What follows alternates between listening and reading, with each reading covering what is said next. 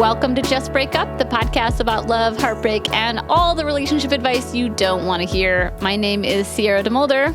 And I'm Sam Blackwell. And today we're going to answer a letter from somebody who is tired of her dysfunctional family.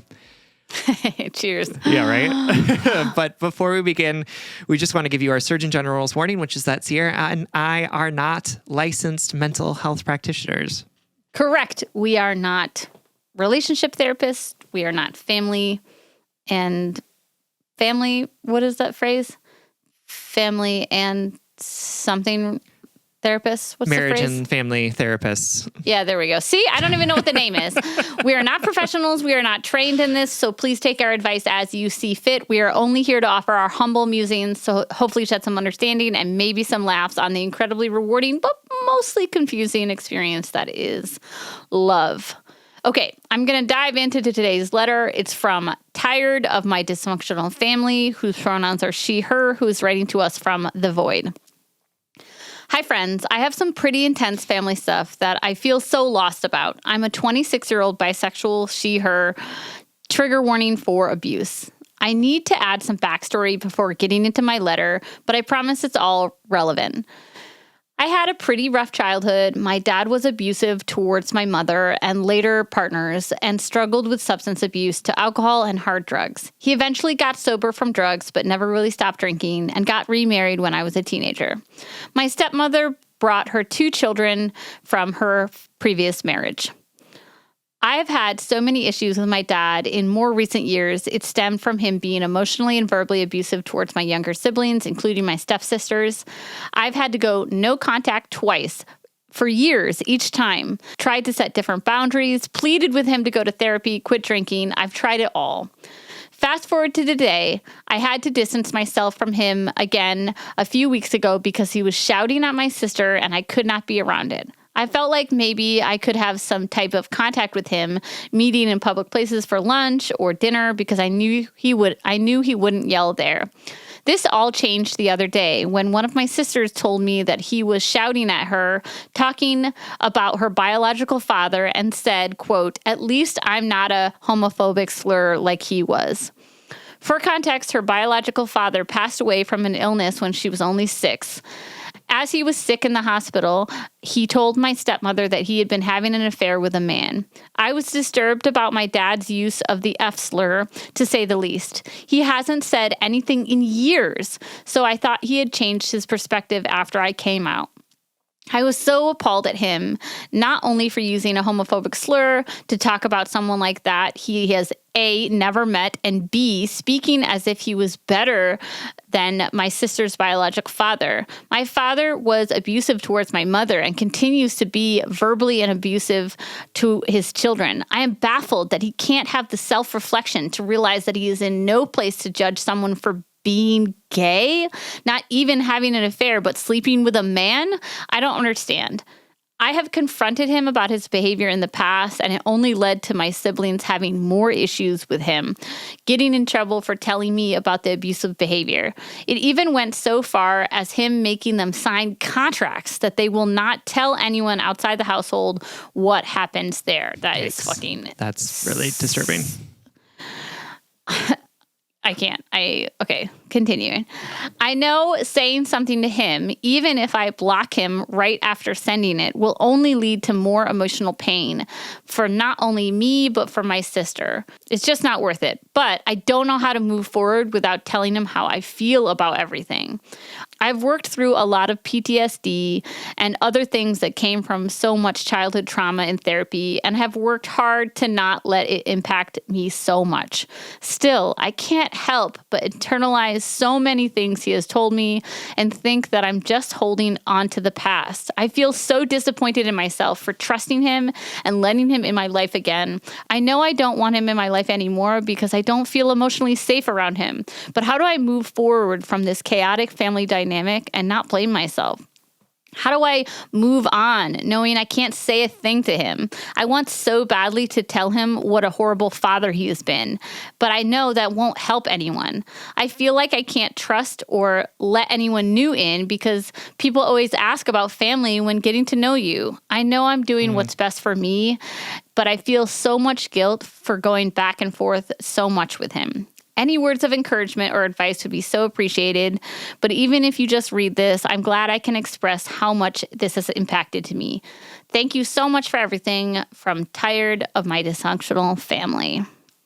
Thank you, Tired of My Dysfunctional Family, for writing to us about this. And thank you for trusting us to share some of the things that your father has done and the way that that's impacted you and your mom and your siblings. There's a lot in here that Sierra and I are really concerned about, and are really very sorry that is what you and your family have been experiencing at the hands of your dad. And I just want to say that this feeling that you're having of blaming yourself, of not understanding how you're supposed to move through the world with all of this weight on your shoulders, of feeling like it's even your job specifically to figure out how to make this better, is all really relatable and deeply understandable. And we're going to offer some ways to think about how to if not change the situation, then at least offer you a perspective that might be more nutritious for you.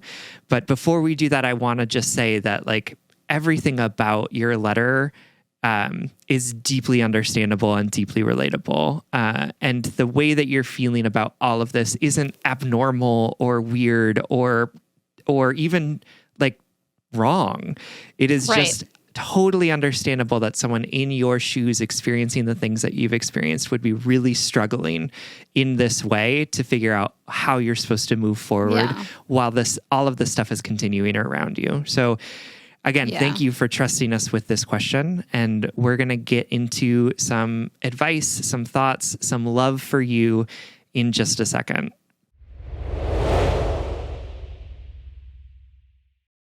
All right, y'all. Welcome back. And thank you so much to our letter writer for trusting us with this letter, as Sam said. It makes so much sense to me. I'm going to call it emotional turmoil, right? The back and forth, because you're getting pulled in so many different directions right now. First, you're like, I want to tell you how I feel. I want you to know how disappointed and hurt and disgusted I am by your behavior. I want you to know how your behavior has impacted me. And then you're being pulled in another direction of your social, cultural, and familial conditioning, that this is my father, that this is my family member, that this is my blood, that I have to somehow maintain some sort of a relationship with this person, or, the obligation we feel to our family members despite how horrifically they treat us. I'm also sure you're feeling torn because you have siblings that are, somehow required or still in a relationship with your father, and you don't want to leave them alone in there, and 100 other ways in which you are being pulled. I just feel deeply for you and your heart and the exhaustion that you're feeling right now. So much of me in my emotional landscape right now is really stumbling over my personal conditioning of what it means to be a daughter. And I'm going to offer you some ideas that I've been exploring that have brought me some comfort as I put some space between me and a parent, and as I sort of ease that wound, that call and response that I learned as a child. Because it's apparent from your letter that you have often extended that olive branch, that you have historically forgiven or wanted a relationship with your father, or wanted him to be able to change, or wanted your accountability to create him, to make him a different person. Like you've been willing to believe in him. He just hasn't shown up. Right. And so this is what's helping me right now. Put space between my relationship, between this person and me in my life. I'm at Sam's recommendation, I'm reading Jeanette McCurdy's memoir, I'm Glad My Mom Is Dead. And Jeanette McCurdy is a Nickelodeon child star. I never watched any shows that she was on because I think I'm just a bit too old for her when she was aired. Yep. But it's about how she became, how the emotional abuse that she endured from her mother, and how a lot of it stemmed from the controlling behaviors by her mother, but also that her mother's emotional needs, the chaotic nature of her mother's emotions, her regulation, her mental health, her physical health, made Jeanette so attuned to her mother that it affected her life in so many other ways. Just sort of like that unhealthy, codependent connection between child and parent. And Jeanette's, it's going to be my blind date next week. Sorry for the spoiler alert. Anyway, I'm really enjoying it. It's not really about the book, what I'm about to say. So as I read this book, I'm really enjoying it. But I always think like, man, I feel a little uncomfortable with the title. Like I feel an inner resistance to that title, right? Whether it's conscious or not. It's mostly subconscious, to be honest. And whenever I pick up the book, I think, man, my parent would hate this title. And why? And why do I feel this inner resistance about this title? Like, why does this title make me uncomfortable? And so I sat with that feeling for a while, and I realized it's because, like I said, that social, cultural, and familial conditioning that I have experienced that taught me that I should always show love and respect to my elders, and that I owe my parents my love and respect because of the sacrifices they made for me, right? And I sat with that idea for a really long time. And again, all of my thoughts about my parental relationships are in tandem with my thoughts about what type of parent I want to be right now. So I was thinking, my parent feels like that I owe them my love and respect and time and a relationship. I owe them a relationship because of everything they gave me when I was younger. And part of me, the subconscious part of me, believes that because I grew up in a world, in a family, with the understanding that parental relationships are transactional. That because of the money and resources they put into you, the time, how much they loved you, because that they are simply your parent, that they are owed a relationship with you. But what I'm unpacking now is just that parental relationships are not transactional. They are not guaranteed or owed your love or attention or a relationship with you. This is what I'm thinking about when I think about parenting my daughter.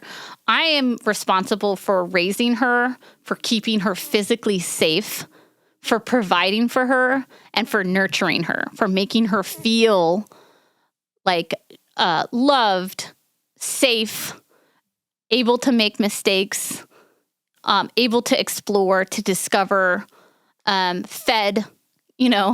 I'm responsible for giving her opportunities to better herself. I'm responsible for giving her a safe place when she doesn't want to better herself or when she makes a mistake. However, I am not responsible for her loving me back.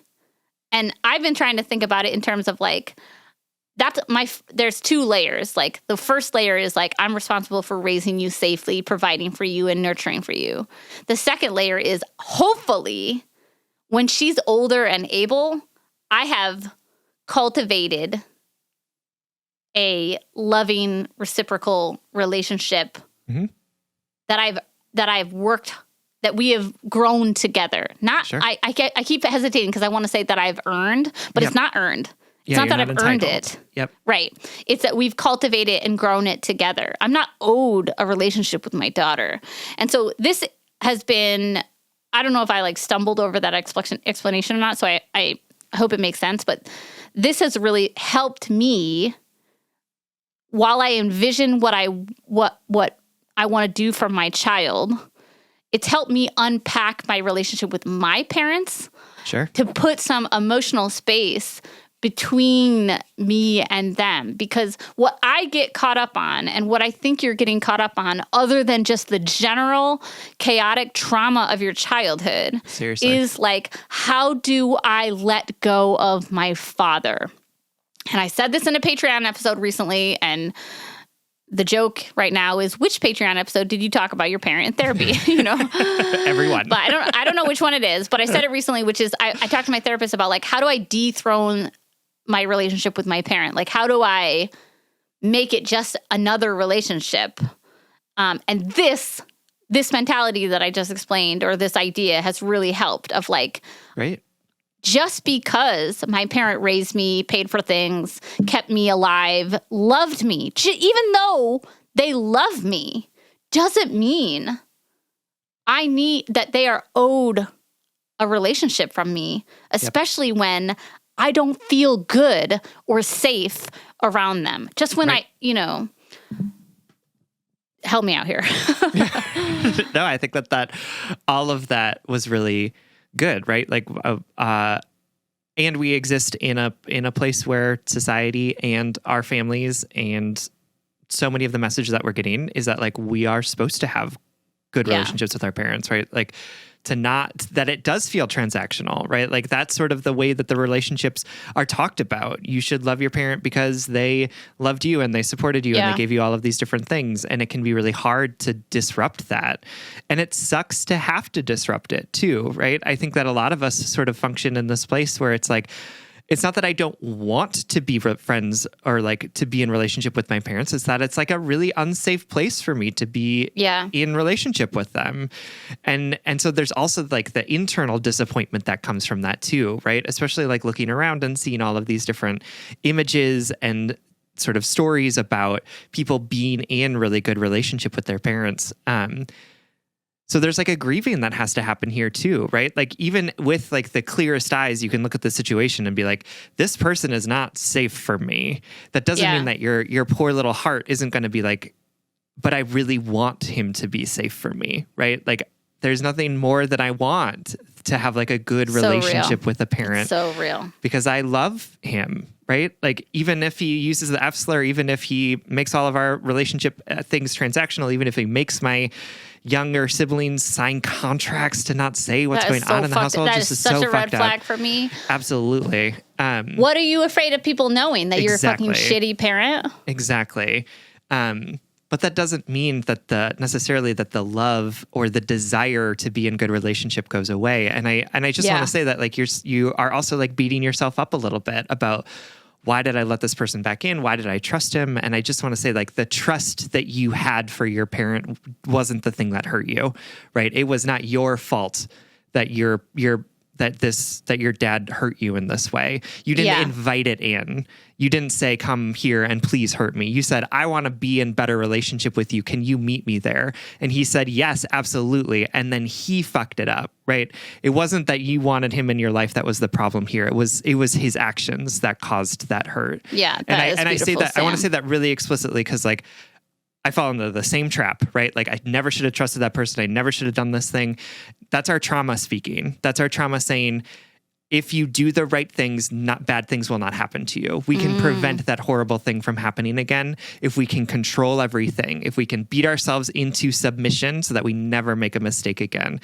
And I just want to say you could never make a mistake again in your whole life. And that doesn't mean that bad things aren't going to happen because that's life. That is what it is. And how beautiful and wonderful it is that your heart was still capable of opening to this man. And I'm so sorry that he took advantage of that. I'm so sorry that he didn't live up to the gift that is an open heart open-hearted relationship with you, right? Yes. So all of this sucks.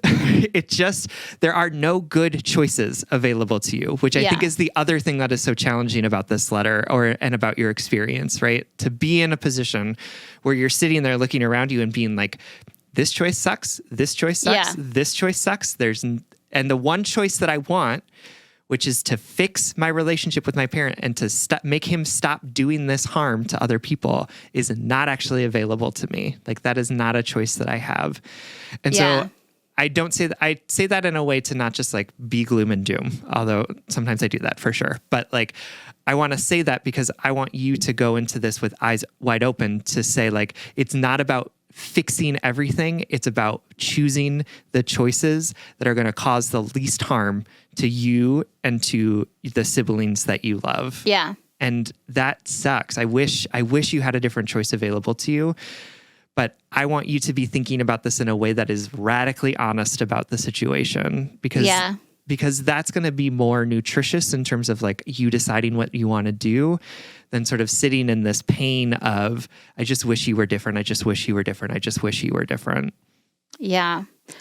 And I want to say too, for me, there's the layers of like, I don't like you. I don't want to be around you. and underneath that layer is I don't want to be around you, but I want you to know how I feel. Yep. I deeply relate to this. Like, it sucks so hard just to be like, I want to fucking tell you off. I want you to know all of this emotional work I'm doing just to fucking leave you behind. I want you to know that this isn't just like a passive thing, you know? And then underneath that layer is, I wish you were different. I don't want to have to grieve you before you're dead. Because that's what we're doing, right? When we say goodbye to these relationships, when we say goodbye to the idea of the parent that we've been holding on to, right? Yep. And instead accept the parent we have, the grieving process begins. And it's a grieving process I've avoided my entire life until I had a fucking baby. That's real. You know? Sure. And every single one of those layers sucks and hurts and is grief-filled. And every single one of those layers is relatable. You are incredibly unalone, unfortunately, in this experience. But I want to speak really quickly to the second layer of just like wanting to say your piece, wanting him to know. Yeah. Wanting him to know. And listen, you could do it. You could do whatever you want, but it sounds like you've come to a very similar conclusion that I've come to, which is that it is not emotionally safe for me in any realm. Yep. It's not worth it. It's not worth it. The clarity I would get, the resolve I would get from just being able to speak my mind, it's not worth the emotional unsafety that I would feel. Definitely all words in there. And that's okay. I'm sure a therapist would tell you the same thing or has told you the same thing, but it's okay if they never know your truth. It's okay if they never know how hard it was for you to decide to walk away and how much they hurt you. For sure. I know it's unsatisfying. I know it's unjust. I know that it doesn't feel fair. And I know that you're also probably, like me, worried that your dad is walking around with an assumption about why you walked away. Like, oh, she just doesn't love me enough. She doesn't care. She's selfish. Or he doesn't. Sure. He doesn't even have the wherewithal to recognize that you're gone. Right? He doesn't have the emotional bandwidth to care. Right? And all of those are upsetting. All of that is unsatiating. Right? The wounds in us.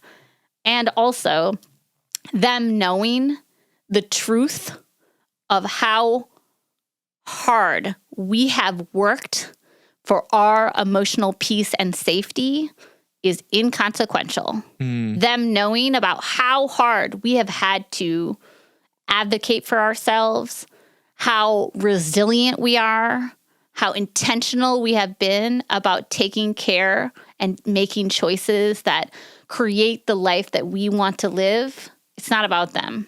And they will never make any of that work easier or feel better. Mm-hmm. Absolutely. Yeah. The last thing I want to say, too, is you know this already, and it sounds like a full and complete block is probably best for you and safest for you emotionally and physically. But you are allowed to define your relationship with your parent creatively. You're allowed to see that person once a year. Mm-hmm. You're allowed to see that person once every 31 days or only in the daylight on Tuesdays. Like, yeah. You're allowed to have just a phone conversation with him. You're allowed to just communicate him via text messages. You get to be the artist who creates the relationship. You don't have to follow any blueprints that society or culture have created before you. Just because we see what relationships can look like doesn't mean that is the end all be all of what our relationships can be. We are creative. We are resilient and we are creative. And our relationships can look, they can reflect the complicated, nuanced reality of humans, you know.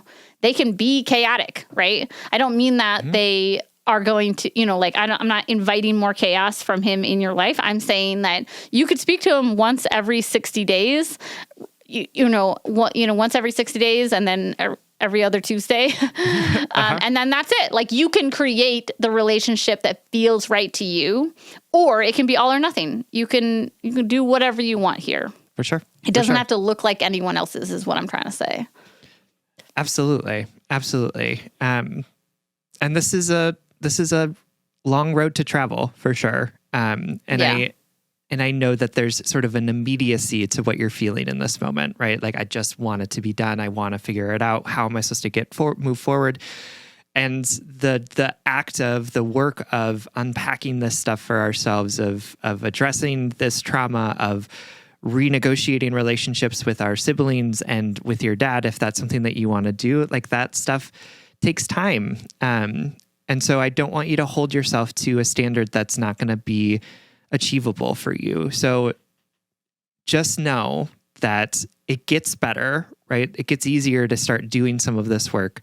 And it also is something that is going to need time in order for it to work in the way that it's supposed to. So I'm so sorry that you're going through all of this, and I'm so sorry that I can't offer you an easy way to sort of let go of the pain that your dad has caused you. But I want you to know that you're not alone in it, and that lots of us are on this journey to understanding ourselves and our relationships with the people that we've loved and who have done us harm, and you're in good company around that. So know that you're held, and know that we're here with you on that journey. Yeah, absolutely. Thank you so much for writing. We love you. Absolutely. We hope this helps. All right, this brings us to the blind date segment of the show because it is Friday. Every Friday, we want to tell you something that we love, that we want to set you up with.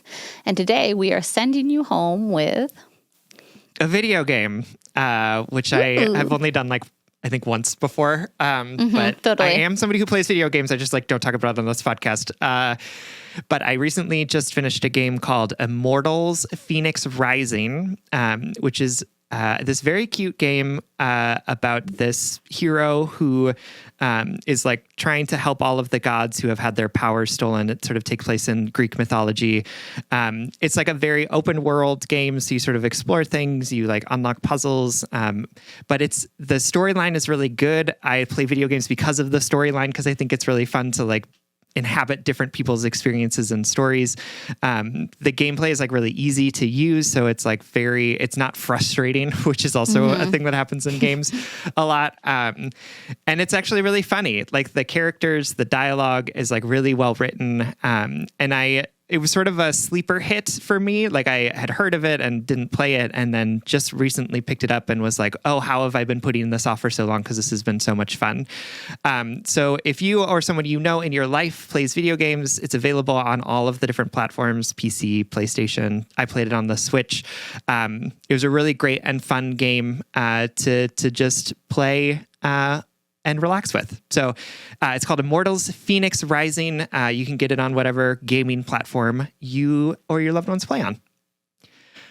All right, everyone. Thank you so much for listening. If you are interested in more content from us, you can support us on Patreon. If you support us on Patreon for as little as $5 a month, you'll get an additional bonus weekly episode, as well as access to all of our episodes without ads.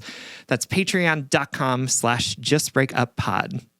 You can slide into our DMs, send us your favorite relationship memes, but most importantly, you could submit your questions about all matters of the heart at justbreakuppod.com, which is also where you can get our merchandise. Please remember to like, follow, subscribe, give us a 5-star rating and review. This literally keeps our mics on and helps us reach more brokenhearted souls who need two random strangers giving them relationship advice. Just Break Up is a production of Duvid Media, original music, recording, editing, producing, all magical things by our good friend Spencer Worth Davis. Make sure to check out his music and his podcasts on Spotify. And remember, true love is not transactional. It is not owed. It is cultivated. It is grown. It ebbs and flows. It is open to change and negotiation. It is malleable. It is forgiving. Just because someone does something for you doesn't mean they are entitled to you. And if all else fails, just break up.